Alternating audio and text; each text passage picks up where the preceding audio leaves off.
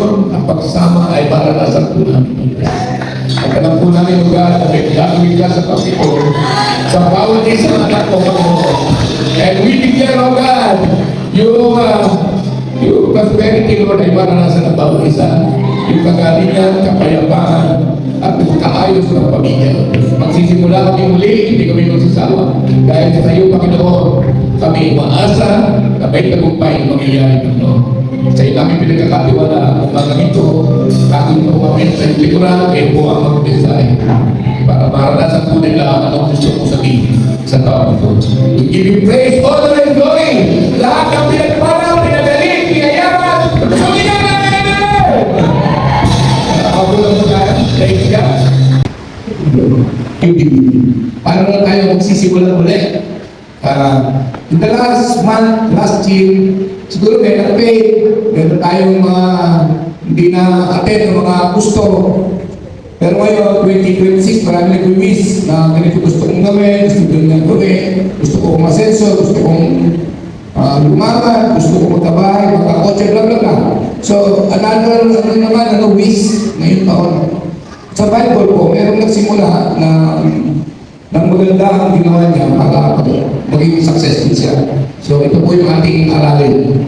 Paano tayo magsimula muli, no?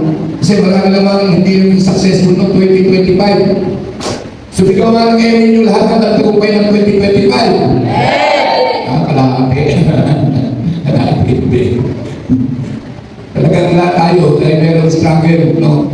At hindi lahat ay nakakaranas itong total blessing ng Diyos.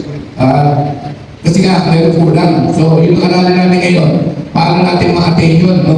Sa pagsisimula na ngayon pagkatagumpay sa pamamagitan po ng salita ng Diyos. Makunta natin yan sa Lucas 5, 1-11. Yan. 11 verses to, medyo mahaba. Ang pagtawag ni Jesus sa pagkaalagad. Siyempre po, bilang pag-aaral, tatayo po tayo. At basahin natin ang maigi ito, intindihin, ha?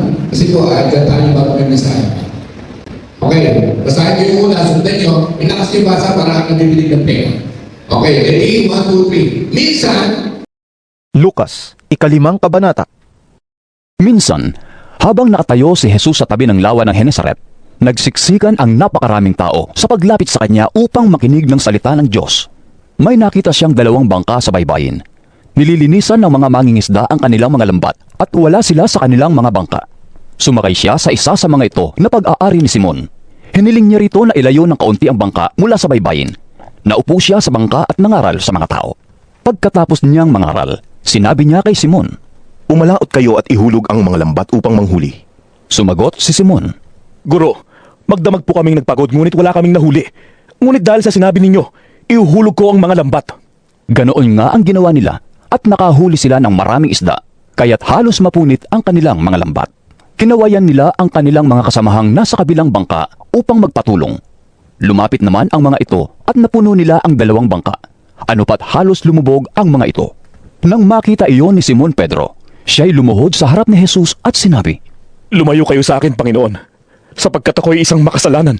Nang kilala siya at ang kanyang mga kasama dahil sa dami ng kanilang huli. Gayon din sina Santiago at Juan na mga anak ni Zebedeo at mga kasosyo ni Simon. Sinabi ni Jesus kay Simon, "Huwag kang matakot. Mula ngayon, mga tao na. Sa halip ng mga isda ang iyong huhulihin." tuloy po sa salita ng Diyos. Praise God. Balik mo sa una. Sige, maupo na po. Ayan. So, di po, nagsimula ang tinatawag natin si Pedro. Na yung panahon na yun, ang pangalan niya ay Simon. Si Simon Pedro. Yan. At nung panahon po na yan, nakangaral si Jesus. Doon sa lugar na yun, sa Genesaret. At alam niyo, nung sa pangalan ni Kristo, napakaraming tao. Libo-libo ang tao.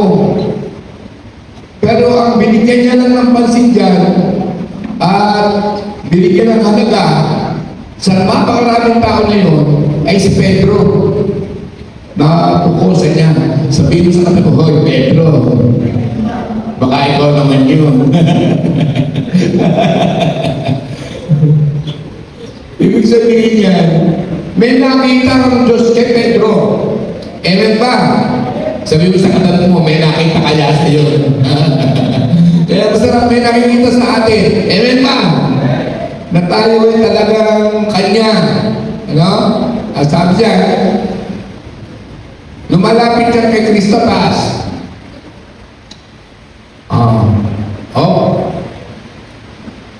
Ano ang ginagawa ng mga tao? Nakikinig ng salita ng Diyos. Amen. Yun ang mga purpose.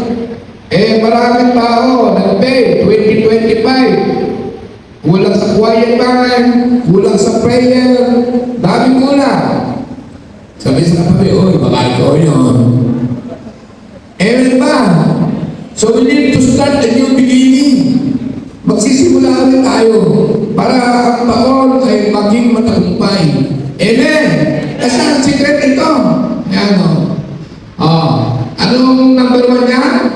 Una, sabihin mo, marunong makinig sa salita ng Diyos.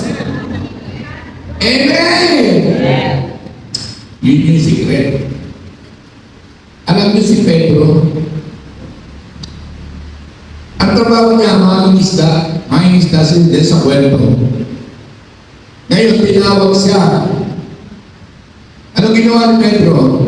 Sumunod ba o hindi? Sumunod. Iniwan yung kanyang pinagkakakitaan. Amen ba? Sa salita ng Diyos, nakinig siya. Amen?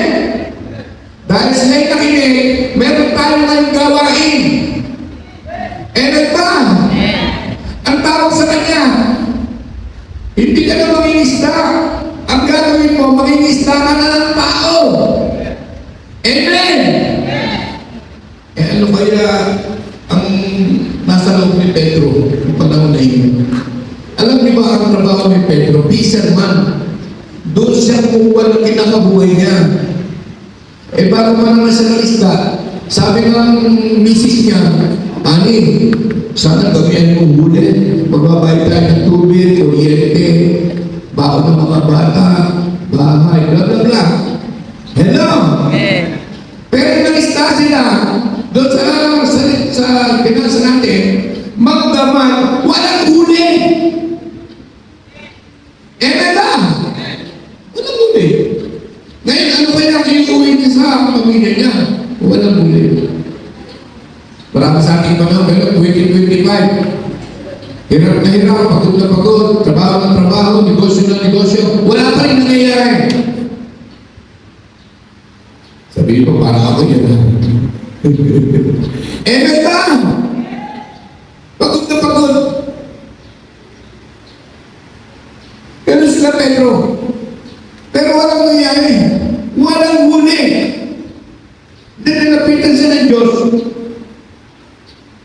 Sabi niya kay Pedro, ihulog mo rin. Ano sabi sinabi ni Pedro, Panginoon, pag dumag po kami ng isda, walang din. Ano ang ginawa niya? Ihulog mo rin. Sumunod hindi. Hinulog mo rin. Amen ba? Sabi ko na sa inyo, ang pagsunod sa Diyos, may mangyayari. Amen ba?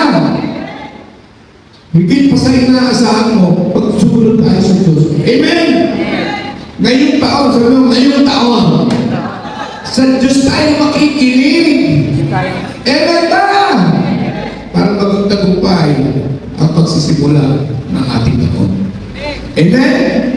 Sabi ko, hulog mo, hinulog. Naghinulog, napuno yung net o hindi? Puno, sobra. Amen ba? Walang isdang kundi yung isda mismo tumatakbo doon sa net. Amen ba? At dahil punong-puno, walang paglagyan sa bangka, lulubog. Bakit napuno? Dahil sa pagsunod sa Diyos. Amen ba? Anong ginawa nila? Tinawag yung mga kalapit, yung tatlo. Yung tatlong baka. Isalin nila sa iyo ang baka nyo. Sa dami ng huli. Sino gusto ng blessing ka rin na marami? Napag-sobra na sa iyo, ipamimigay mo. Wala ko may mo.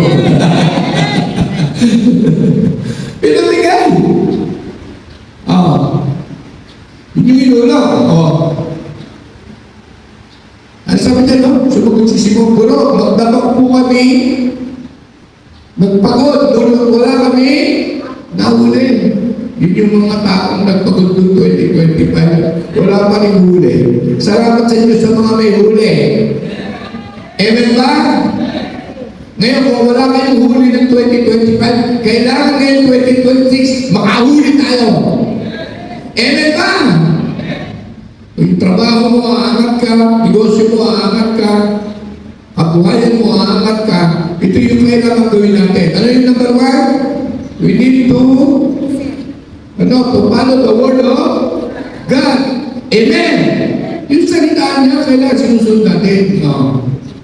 Ganun ang ginawa nila, nakawag sila ng maraming isda, kaya, taas. Kaya, halos mapulit ang kanilang mga lambat. Sino gusto ang bodega mo mawasan sa dami ng blessing? Sa secret, you need to follow Jesus Christ. Amen ba? His word. Napakasimple. Ang mabigat kasi, hindi ito natutugunan. Di ba, ano ba mga deklarasyon ni Jesus patungkol sa pagsunod sa Kanya? Una lang, God first. Amen ba? And pangalawa, love your neighbor. Amen. Yun yung first. And pangalawa, ano yung pangalawa na sinabi? Huwag kaliligtaan ang pagdalo sa lahat ng kanyang pagtitipon. Amen ba? Eh yun, maraming nagpipay. Kaya yun yung Kaya di makahuli yung lambat. Kasi pag yung sarili lang natin na susunod, minsan nagpipay. Nagpipay talaga. Katulad ng ginawa ko nung bumili ko ng truck, hindi ko sinambuli sa Diyos. Kaya nagpipay. So, ano ginawa nila nung sobrang daming huli? Kinawayan nila kanilang mga kasama nasa kabilang bangka upang magpatulong. Lumapit ang mga ito at napunuhan nila ang dalawang bangka. Dapat namigay pa. Ano pang halos lumubog ang mga ito. So ganun po ang blessing kung tayo sumunod sa Diyos. Amen? Lulubog. Aapaw. Tama yung kasabihan. Siksik, liklik. Nang makita yun ni Simon Pedro, siya lumod sa harap ni Jesus. Yun ang kulang sa 2025. Kulang tayo sa pagluhod sa harapan ng Diyos. Amen! Honesty. Honesty. Yung totoo lang. Sino ang lumuhod sa buong taon ng 2025 sa Diyos? Lord, wala na ba ako usap?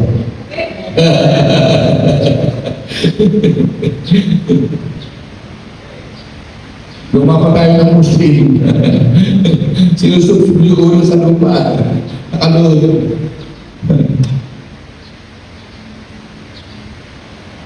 Inaantay po ng Diyos sa atin. Kung gusto mong mabulit ang lambat mo, mapuno ang kamalig mo, pagpalain ang hanap buhay mo, negosyo mo, trabaho mo, we need to kneel down our need to our God. Hindi ba? Kailangan natin paminsan-minsan lumuluhod. At sinasabi natin, Lord, nagkulang po ako. Huwakan niyo po ang aking kamay at tatapak ako. Gusto ko po pagpalain sa pagpasok ng taon 2026. Amen po ba? Yung ba yung secret? Nagsimula siya dyan, taas. Sige, taas. Yeah. Ano sabi niya? Yung siya lumuhod. Dahil lumapit na sa Diyos, sabi ng Lord, Pedro, huwag ka na, matakot. Amen ba? Yun yung di mawala sa tao, yung fear, kaya hindi nagtatagumpay. Yung doubt, yung alinlangan na na tutukunin mo ba ako, Lord? Sasamahan mo kaya ako, Lord? Hello? Pagpapalakin mo kaya ako, Lord? Kasi pagka buo sa iyong loob, ang pagsunod at pagsampalataya sa Diyos, dapat walang alam-alam. Amen ba? Sabi niya na, huwag kayong matakot. Amen? Huwag tayong matakot. Minsan, yes, hindi nagtatagumpay. Pero, di ba sabi ni Manuel Uy, sabi ni Manuel Uy, ang ano ay umaayaw ay di nagwawagi. At ang nagwawagi ay ano? Hindi maayaw. Amen ba? So,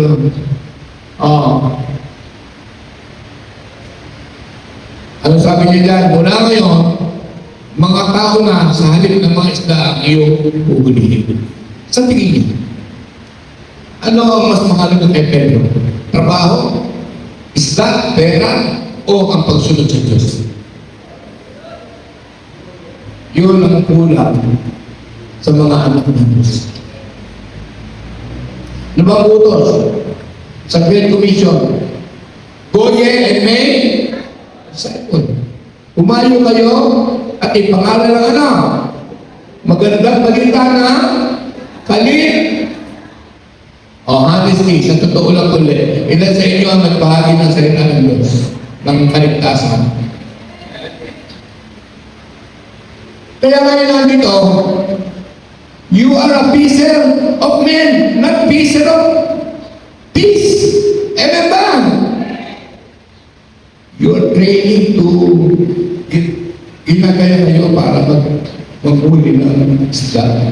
Hindi isda, kasi yung sa literal na explanation niya sa pag-expon mo, ang isda, trabaho, negosyo, pagkakaperahan, pagkakakitaan. Pero ano ginawa ni Pedro? Instead na i-focus niya yung sarili niya rin, dahil pinutusan siya ng Diyos, sumunod siya. At dito nagsimula ang bagong kabanata ng buhay ni Pedro. Kaya kung gusto niyo ulit magsimula, sundin natin ang salita ng Diyos, sundin natin ang gusto niya. Tandaan niyo, ang mga net natin, siya ang pupunong. Amen ba? Siya ang maglalagay ng huli. Hindi ka namang hihirap, hindi ka na laging mga ngamba. Sigurado, pag sunod mo sa Diyos, siya ang magbibigay ng lahat ng gusto natin. Amen ba? Yun ang nangyari. Ano nangyari kay Pedro? Nung sumunod siya, nang may sabi na nila ang bangka sa pangpang, ano? Iniiwan na nila ang lahat at ano? Sumunod kay Jesus. Kaya ngayon, hanggang ngayon, bless sila Pedro. Binabanggit pa natin. Sikat na sikat, patay na. Amen ba? Amen ba? Sino nakakakuha sa amen? Taas. Amen, ganun lang. Okay. So yun yung history nung verse na yan. So, din natin nakita ang tagumpay ng bagong pagsisimula ni Pedro. Inalis siya sa pangingisda, dinala siya sa pangingisda ng tao. At dahil doon, nagtagumpay siya. Amen ba? So ngayon, ang hamon, ang challenge, kung gusto natin magtagumpay, kailangan natin sumunod sa utos ng Panginoon. Apply to yourself. Wala naman masama. Sasabihin mo lang naman yung mga ginawa ng Diyos sa buhay mo. Pero kapatid, alam mo ako dati, siguro lang, nag-asya ko sa maagali ko. Pero nung nakilala ko ito, Kristo ito, ang bagong buhay ko. Amen? Simple lang. At sabihin ko lang yung nangyayari sa'yo. Alam mo, nung hindi pa ako sumusunod ka sa Kristo ko, magulo yung pamilya mo. Patak-patak kami. Wala kang direksyon. Pero nung naranasan ko sumunod, nagbago ang takbo ng Panginoon. Mas umalos, mas nagkaintindihan kami. At imposible na kahit isa, walang maniniwala sa iyo. Amen ba? At sa paraan na gano'n, mapapagpalahan tayo. At dahil pag si Lord ang kumilos, pupunit ang mga net ninyo. Amen ba? Yung net, wallet, yung sa panahon ngayon, wallet, yung panahon namin, matong, lalagyan ng mga imbakan. Ngayon, bodega na eh. Wala nang matong yata. Sino ang matong palang matong? Taas ang kamay. Ayun. Salamat. Matanda ko yung matong. Pag may bagyo, sisinig kami lahat sa matong. Eh pag lakas ng ulan, umuulo ko. Alala mo ba? Sawa si Baby, si Balo. Maliliit ko sila eh. Kasi yung bahan namin, air condition. Butas ko. Nakasya tao sa tubig. Ayan. Amen. So, mensahe na tayo. At least nakuha niyo yung ano. Ganun lang kayo pag-devotion. Ano ba, gusto niyo mag-devotion? O how to make your time with God. Gusto niyo gumawa ng oras sa Diyos. Ganun lang kayo yung pakikipag-usap sa Diyos. Ganun niyo lang. Tapos, expound niyo lang. Pukunin niyo yung pinakamahalaga, kahit hindi na. Ano ba yung mahalaga dyan? Diyan natin makita sa verses na yan, na sa buhay ni Pedro, gumawa siya ng mga hakbang patungkol sa kanyang ikakatagumpay. Pero dahil sinunod niya lang yung gusto niya, hindi siya nagtagumpay. Pero, nung lumapit siya kay Jesus, lumuhod, at sabi ng Panginoon sa kanya, ihulog mo ulit. Kahit na pinipigilan ni Pedro na ihulog ulit. Sumunod siya. So, hinulog niya ulit. So, nung hinulog niya ulit, punit ang net niya sa dami ng ulit. Amen ba? So, ibig sabihin, mahirap sundin yung sarili. Kailangan may pagtitiwala tayo sa Diyos. Pag siya ang nagsabi, gawin natin. Amen ba? At pag ginawa ko natin yan, pagpapalaan tayo ng Diyos. Higit pa sa inaasahan natin. Amen ba? Lahat naman tayo gusto pagpapalaan.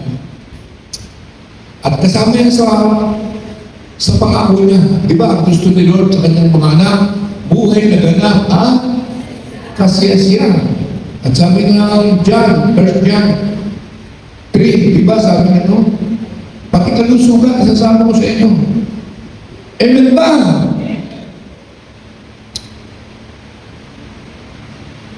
Sa kanya kasi mga pangako, sobra. Pagkasusunod ka na, pag sumunod ka, ano sabi niya? Sa ating mga lakay, lahat kayo ay ano?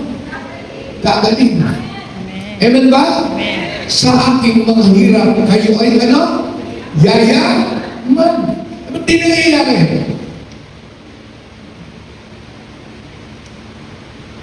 Kasi hindi nagsimula sa tama.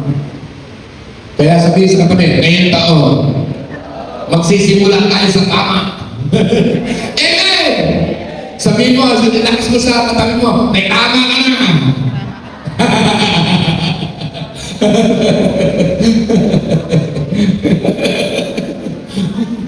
Kailangan tamaan. Amen! Ganito na salita ng Diyos eh. Pag hindi ka tinatamaan, walang pagbabago. Maniwala kayo. Ay, nako. Sana ba ang tinatangay ng hangin? Ayun.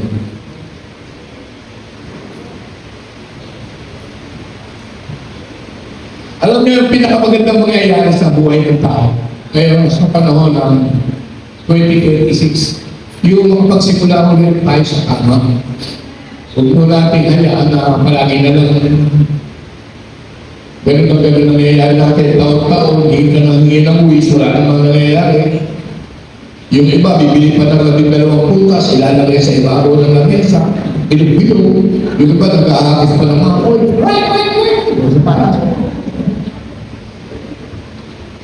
Kung ano-anong ritual na ginagawa. Kaya ako naglagay ako ng tubig, nilagyan ko ng asin, asukal, bulak, at saka ng 2 coins.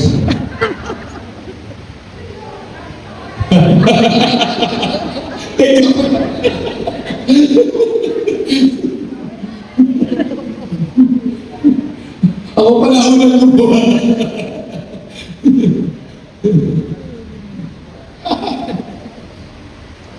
Kailangan natin ang bagong pasimula. Bakit kailangan natin ang bagong pasimula? Kasi nga marami tayo nagiging supply ng mga unang panahon. Kung di ka lang tagumpay doon, ako sinisigurado ko sa inyo ngayon taon, tatagumpay tayo. Ewan mo ba? Dahil kung ano yung ginawa kay Pedro, na pinili, sabihin sa tanong, isa ka sa pinili. Lahat kayo'y pinili. Hindi ko aksidenteng narito kayo. Di ba sabi yan dyan, 15:16? Ako ang pumili sa inyo, hindi kayo ang pumili sa akin. Siya gusto. Katulad na kay Pedro. Sa dami-dami ng nakikinig na kanyang salita, libo-libo yun. Habang nangangaral siya ang dami. Pero si Pedro ang nilagay. At siya ang lubusan.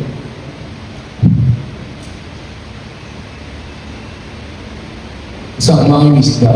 Hindi naman professional yun. Alam niyo na yung mga isda. Kakain minsan di kakain. Kaya malakas ang ulan, walang huli. Pagka medyo maganda panahon, saka lang nakakahuli. Hindi stable yung trabaho. Kaya kailangan natin ng bagong pasimula.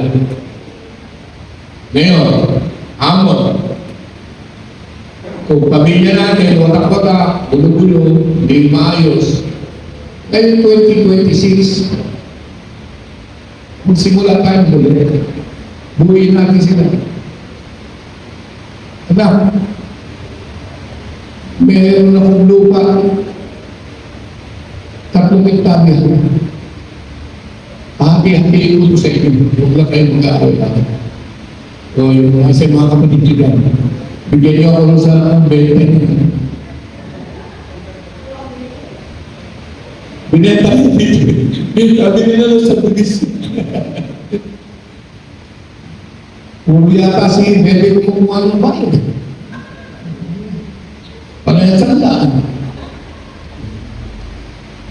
Magsimulan tayo ulit. Kung marami kang bisyo, hindi mo maiwasan ng maraming tao. Ngayon taon, magsimulan tayo sa pagsunod sa Diyos. Mga maling bisyo ng mga nakaraan. Simulan natin ulit. Ngayon, alisin natin ngayon 2020 para nakasunod tayo sa Diyos. Bukas-bukasan natin yung pagmumul. Sabihin sa katabi, tabo lang bibili mo, sa mall ka pa na pumunta.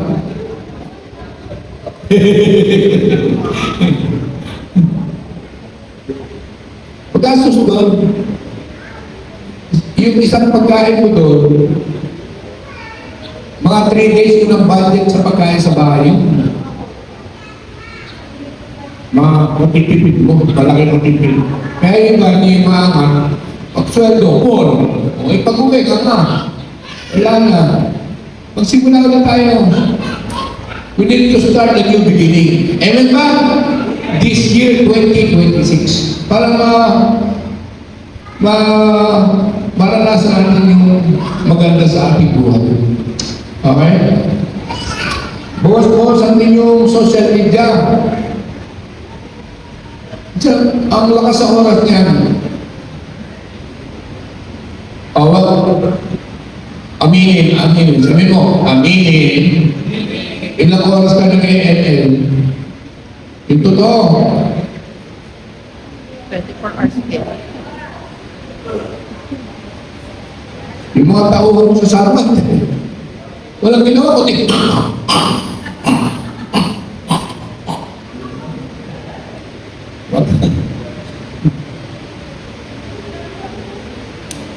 Pero walang bibigyo. The word of God. You need to start the beginning. Para tayo mapagpala. Amen ba? Alam niyo, pag sumunod tayo sa Lord, mabubuhay niya yung ngayon natin. Katulad ni Simon. Pinalitan ng Diyos ang pangalan niya Peter. Kaya sabi niya, Peter, upon this rock, I will build my church. Ginawa sa tayo ng simbahan. So sabihin mo sa kanya, isa ka doon. You are Peter. Sa panahon ito, I will build. Kasi wala na sila eh, patay niya. Pinatay sila ng mga Katoliko nung panahon ng Catholic days noon. Kasi sila yung may kontrol ng mundo. Sila yung pinakamaraming sundalo.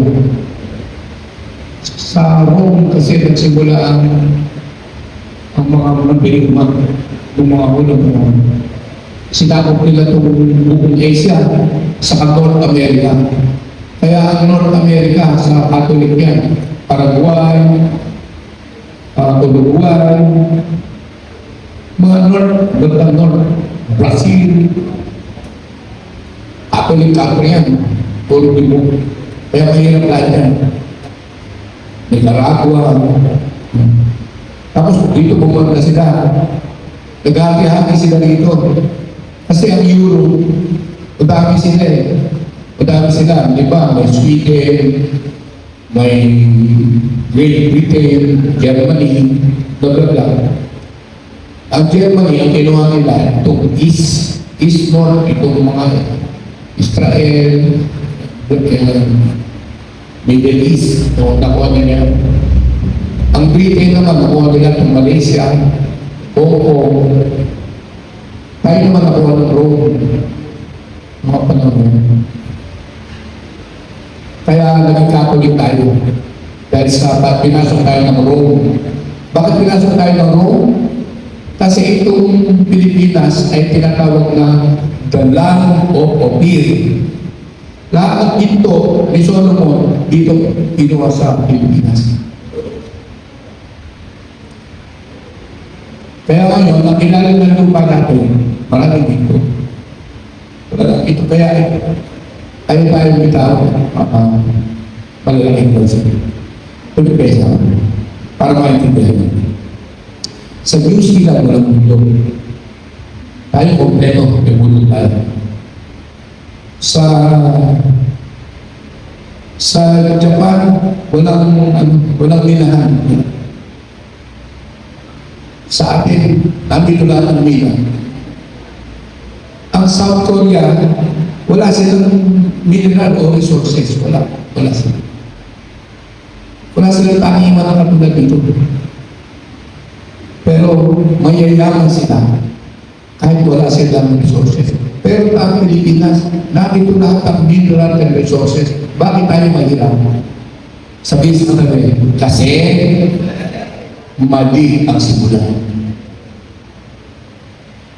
Sinimulan tayo ng gobyerno ng Espanyol. Mali. Bakit mali? Kinuha ng mga Espanyol ang lupa. At ang mga may-ari ng lupa, ginawang kasama. Kaya ngayon, itong mga kasama, sa lupa mo, ikaw ang nabubuhay sa lupa mo. Sa kanila. Ganun ang ginawa nila. Kaya naghirap ang Pilipinas. Kaya sa lahat tayo may Duterte tumayo at binasag lahat ng mali niya. Minulan niya yung Papa eh.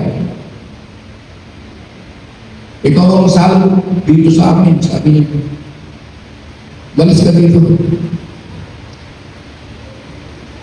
At ang ginawa ng Roma, nagtayo ng lahat ng simbahan sa lahat ng barangay, lahat ng munisipyo. Para ano? Mangotong. May sukot yan. May sobre yan. May bayad sa patal. May bayad sa buhay. Blah, blah, blah. Dito, opening lang. Yung iba nagpupunta pa sa CR. Hello! Utos naman yun. Ang sabi doon, lakas 310, ang sino mang gumawa dyan at bigay ng ikasapong bahagi, bubuksan ko ang durumawa na langit. At ano, ibubuhos ko sa inyo ang masaganang pagpapala. Pero hindi magawa. Hindi po lang naman. Mali simula eh. Nasusunod kayo, kaya pastor na nga pupunta yan. Bibili lang ng barong ng pastor yan. Kakaitin lang mga praise and worship yan. Hello! Baka mali simula. Pagduduso tayo. Ganun din sa mag-asawa. Subukan nyo, maliit yung simula. Uwasak yun. Pamilya. Sa trabaho. Sa trabaho, nagsimula ka, matulog-tulog. Matanggal ka.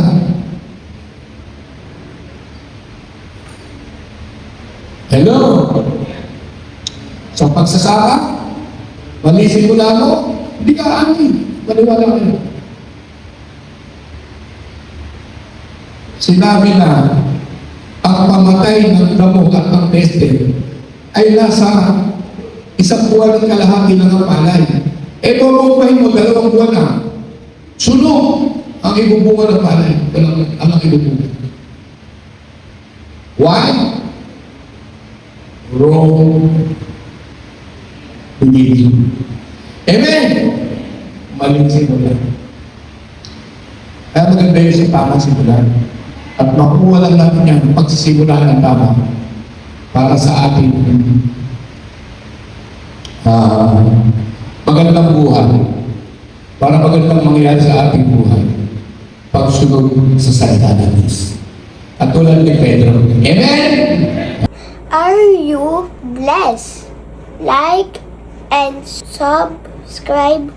Thank you. God bless.